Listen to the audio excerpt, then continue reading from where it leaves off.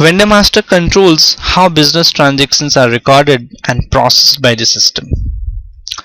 Two ways to create vendor master data in SAP. Sundry creditors is a reconciliation ledger under current liabilities, and this is this reconciliation account, that is sundry creditor, which we assign in the vendor master. These sundry creditors can also be segregated, means a number of reconciliation account could be prepared on the basis of the different groups, so that you could have reports of sundry creditor group wise. Like sundry creditor have got different kind of a creditor, as already discussed, vendor groups, vendor account groups. So this is more related to that part, where sundry creditor can be categorized, or a reconciliation account for sundry creditor can be differentiated on the basis of domestic vendor group, service vendor group, material vendor group, and all. So we create different reconciliation account and we assign different reconciliation account to the different vendor groups, so that the values can be easily checked for each of the groups. Now this is what we will be doing in the configuration part. We'll be first defining the account groups, then the number range for the vendor masters, assigning number range to vendor account groups, define vendor tolerance, creation of GL as reconciliation account, maintain document number range. Then we will be creating the payment terms. However, payment terms, there are certain payment term as a standard, but we will be creating a new one and we'll see how it works. Defining cash discount for outgoing payment, then creating the vendor master records, and then we'll look after to the unit testing part. So first is, let's move on to SAP system, how these things can be done in SAP.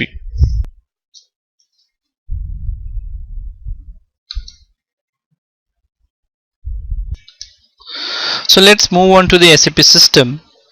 Now first we'll be taking up is the defining the vendor account group, and for vendor account group the path is as under. First you need to go to the financial accounting, then accounts receivable and payable, then to vendor account. Now we will be first, let's move on over here. As you know, SPRO is the transaction code which you have to run first. Enter. Then you have to go to SAP reference IMG, click on it. Then we need to, now we are in FI part, so we'll go to financial accounting new, expand.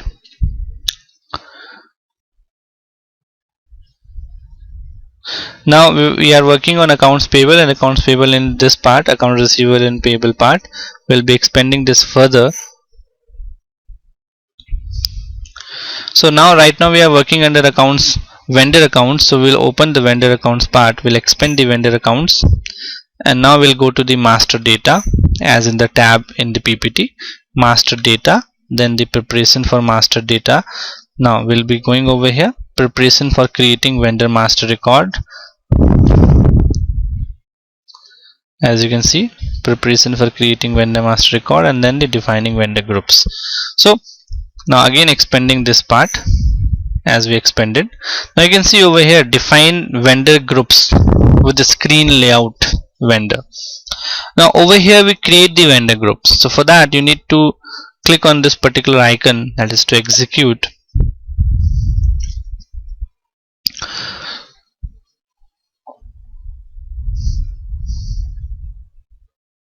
System is slightly slow.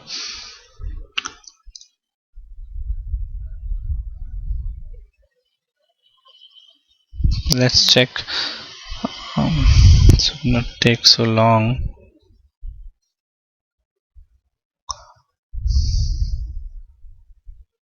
So you can see the heading, change view vendor account group overview. You can see over here that there are options of new entries, copy, delete. Now over here, if you want any group to be deleted, you can select that group from over here and you can even delete that. If you want to copy, you can copy that. Now let's come up over here. You can see different groups are already there, created by people who have done the practice over here in it. Now you can see there are goods supplier, there are plant vendor, there are special vendors. Again, in below there are vendor distribution center. If you will further go downside, you will find different further vendors groups as well. So if you go below, let's see, the employee vendors are there. So there are a lot of different vendor groups which people have already created, like one time vendor, domestic vendor is again there, vendors training is also there. So now what we will be creating over here would be that, let's suppose in industries there are different kind of a vendor. There are vendors who give you services for different part, like IT services or any other services for that matter.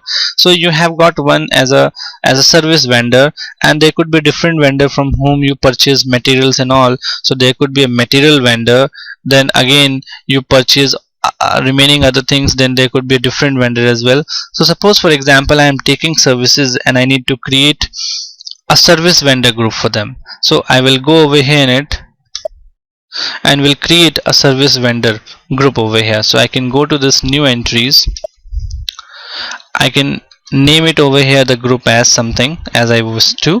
Suppose I name it as SVEN, or you can name it as SERV, which refer to service. So it can be easily identified from the first four initials. So we can write it over as service vendor group. So you can see this. Now once you name it, you can even go to these fields as well. These you can see over here, these are field status, and in the basic setting we discussed about field status, that field status basically gives you the facility of making any field as required, optional or suppressed. So suppose when you go to this general data tab, there are different things like address, communication, control, payment transactions, contact person. Suppose you go to contact person. In contact person there is nothing else, just optional entries or contact person. If you want the contact person as a required entry, that means that you must need to fill the contact person in the vendor master when you will create for service vendor group. So for every different vendor group you could have different field status as required, optional, display or suppressed. So let's move on back and do something else as a mandatory part. Let's take address. You can see over here everything is optional over here, but I think I need few things as a mandatory part. For example, I need this name one as a required part. That means I need to fill this name one always. Next you can have as, okay, you can even have your search term as required field. What does this mean? This means that when we will be creating vendor master, these two fields you have to fill anyhow, because these have become mandatory. So selecting these two and go to the save option and save it. That means any service vendor, service vendor means any vendor which is a part of service vendor group, they need to fill those two things over here in the that is address one and search term. Now in the same way, if you go back, even there is a communication address. If you want the communication to be mandatorily filled, then even you can make that communication as a mandatory option over here. So if you want any language to be made mandatory, you can select over here as language is mandatory.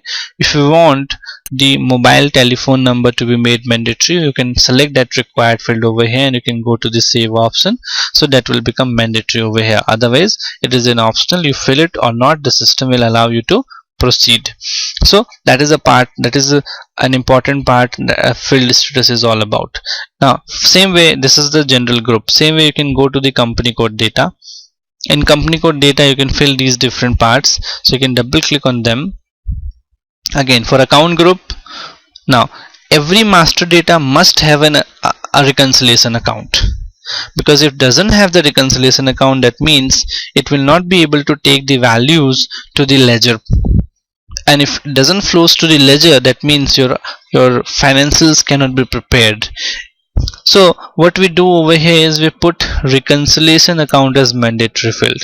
That means whenever you create any vendor for that matter in service vendor group, it will ask you to fill the reconciliation account. Same way you can fill other things as a mandatory as well, but in general we always make this reconciliation account as mandatory. Rest is up to the client what they need as a mandatory and what they not. So we can go to the save option and we save it. Same way you can work for the other options in the purchasing data as well. So moving back, we have created our service vendor group. Going back, so you can see over here SERV, serve means service vendor group has been created for me. So once this service vendor group is created, now we will be creating the number range for vendor master. So you created the group. Now a group will be assigned to a range, and that range will be used for creating vendor masters. So from that range a code will be generated every time a new vendor will be created. So we'll be assigning a number range to that particular vendors group. That is like we just created the service vendor group, so I will be assigning a range to the service vendor group, and whenever we will create any vendor in service vendor group, automatically that number range will be assigned as a code to the vendor account. So let's move back, and you can see over here now that on the below part there is an option of create number range for vendor account, as you can see over here. So by this we create the number range, and that number range work as a vendor code for the vendors created in SAP. So just click on it, execute. Now you can see with this display, this is a display option which will only display you what is already there in the system. So you can see there are already number ranges are already defined. So you always need to see that this serial number should not be used again, because duplicacy of serial number or duplicacy of these ranges are not allowed. So suppose this 6 is already been used, so I will be using a 7th serial number as a serial number part, and will be assigning certain range to it. So let's move up over back, because this is in the display mode. I would be going to this particular as a change intervals option. Click on this. Now I moved over here, and whenever you move over here you can see this plus interval. So to insert any interval, to add any interval in this, you need to insert this interval tab over here. So clicking over here you will see the pop-up will come to you. Now you must know that the number which is coming over here should not be repeated over here. If I repeat, suppose over here 01 is there, if I repeat the 01 over here, the system will not allow you. You can see interval already available because 01 is already there. So you need to take something which is not there in the system. So as we already checked, 06 is already there, but 07 is not there in the system. So we'll be taking one as 07. Now what number range shall I give from this to this?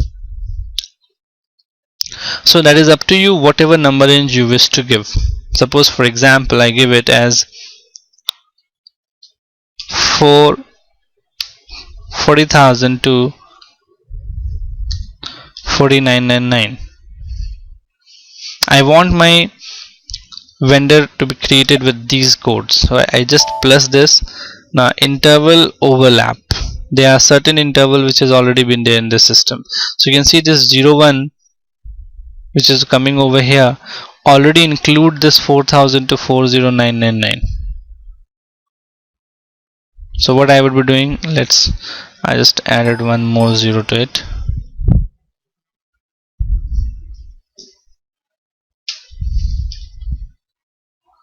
And I put it over here as okay. So I put this over here as this. Now let me add. Does it allow?